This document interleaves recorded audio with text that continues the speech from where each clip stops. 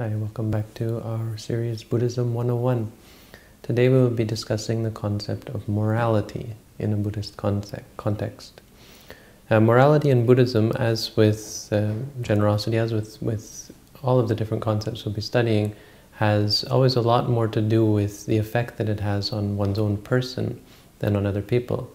So we're not concerned so much with the result of our actions on other people as we are concerned with the result of our actions on our own mind. We're also not concerned in regards to morality about judgment from others, so much as we're concerned with, again, the effect that the judgment of from ourselves and the effect that or the reaction that we have to our actions.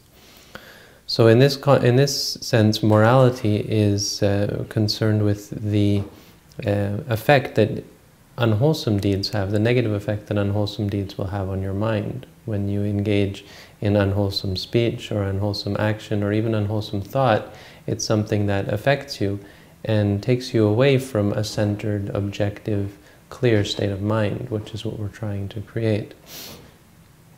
And the third thing is that morality is not specifically concerned with rules or principles.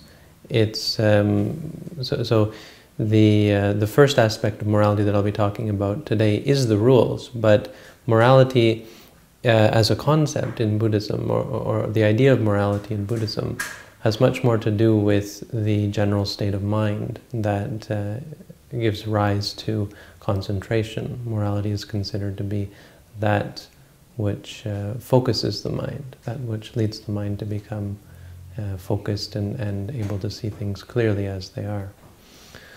But today I'll be talking about specifically that aspect of morality that is the rules or the precepts that we take on to refrain from as Buddhists.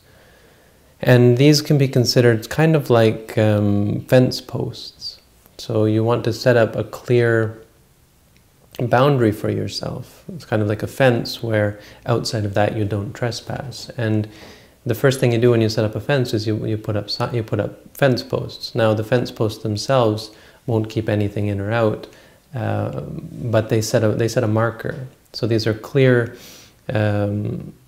indicators or markers of where the boundary exists. So, for example, the basic Buddhist morality of the 5 precepts: not to kill, not to steal, not to cheat, not to lie, and not to take drugs and alcohol. These of course, are not a comprehensive or an exhaustive list of things that one shouldn't do. You could never come up with such a list because, again, morality isn't the actions themselves, it's the intentions behind them. But they do make up a list of guidelines that give you some idea of where the boundaries exist for between moral and immoral, or between good for you and bad for you. So the understanding is that things like killing are bad for you. Killing is something that's very unwholesome and detrimental to one's own spiritual well-being. Stealing as well is in the same category.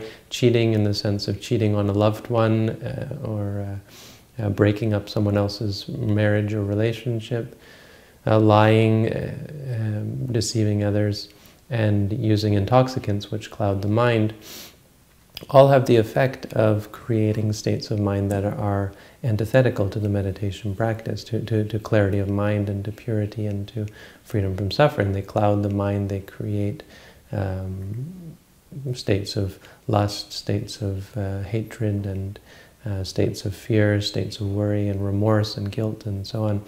So they're generally considered to be bad. Of course, as I said, this isn't exhaustive, so hurting other people is also unwholesome, but it's not in this list. These are, in one sense, a guide for the extreme, the most extreme immoral states. So anything beyond this, or these are the most extreme that really have to be done away with even before you start to practice. So again, we're dealing with concepts here that are preliminary. Before you begin to practice, you actually do need morality, and at least to the extent of this first aspect of morality, of keeping these precepts. Anyone who's going to begin to cultivate wholesomeness has to be assured of, has to assure themselves that they can keep these 5 precepts. If they're constantly engaging in breaking these precepts, they will be unable ever to cultivate concentration and wisdom.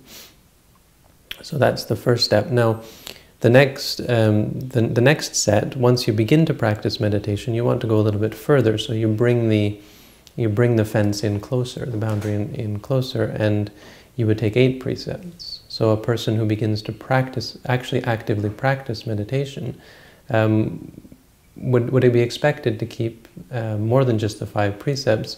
So the 3rd precept is not to cheat on others. Well, this changes, and instead of not just cheating on others, we don't engage in sexual or romantic activity at all during the meditation practice, because again, this is something that distracts you from the meditation practice. Now, we're not talking about things that in a worldly sense would be considered immoral, but we're talking about things that very much can and will get in the way of your meditation practice, distracting you, creating greater addiction and clinging and so on.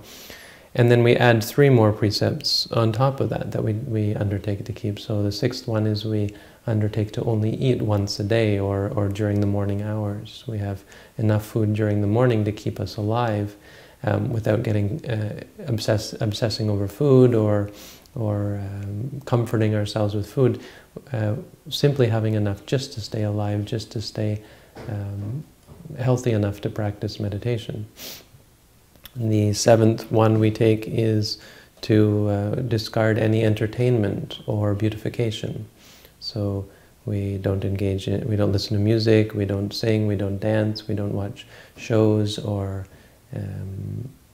read fiction or surf the internet, all sorts of things that during a meditation course will distract you from your meditation practice, even though in a worldly sense they're not, strictly speaking, immoral.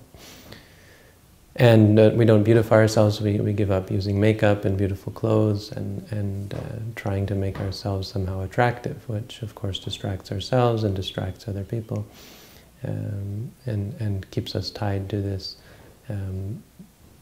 the world of romance and attraction and so on.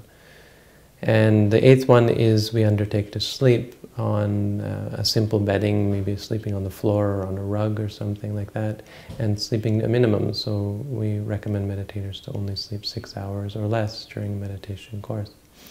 So here we are bringing the markers in closer. We're still not talking about, strictly speaking, morality, which comes from the meditation practice itself, but by doing away doing away with all of these things, keeping away from all of these activities, we support our meditation and are able to gain greater states of concentration and thereby wisdom. Finally, if you want to take up the life of a meditator, if you want to take up a Buddhist life, you would go one step further and give up all economy or all commerce.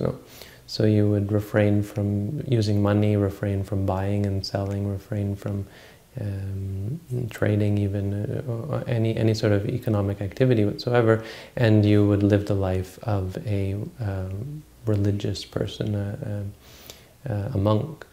So you would use an alms bowl and receive the food that people give you and so on.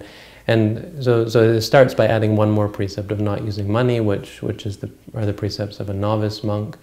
And eventually, once you're trained in that, you would begin to take on this whole list of rules which serve to focus the mind, or the meditator's mind, on the practice and keep one away from worldly endeavors and pursuits and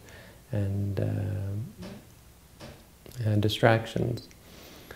And so there are 227 rules of the bhikkhus, 311 of the bhikkhunis, and then you have hundreds of more. It becomes an endless list of rules where you live a prescribed life that keeps you on the straight and narrow.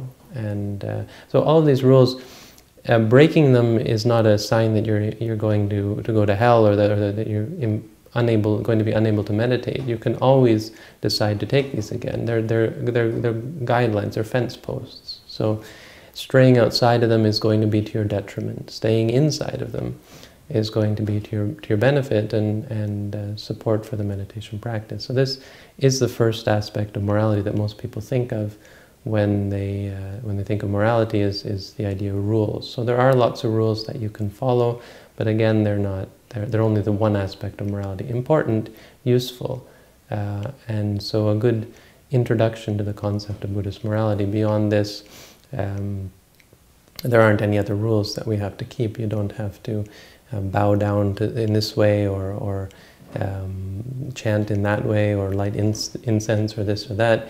We have very simple rules that are based on morality and based on how they affect your mind during your meditation practice. So that's the first aspect of morality, another part of our series on Buddhism 101. Tomorrow we'll be talking about the second aspect of morality. Thank you.